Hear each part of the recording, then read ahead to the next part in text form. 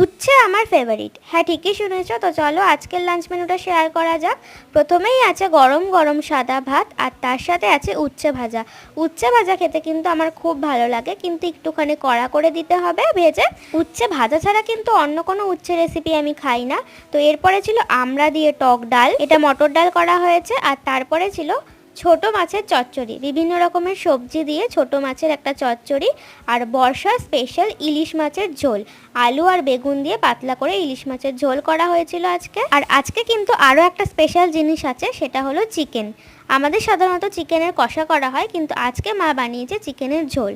তো চলো, এই ছিল আজকের টোটাল লাঞ্চ মেনু। কেমন লাগলো এই মেনুটি অবশ্যই জানিও। আর আজকের লাঞ্চ মেনুতে কিন্তু সব কিছুই স্পেশাল জিনিস আছে, মানে ইলিশ মাছ, চিকেন থেকে শুরু করে আরও অনেক কিছু।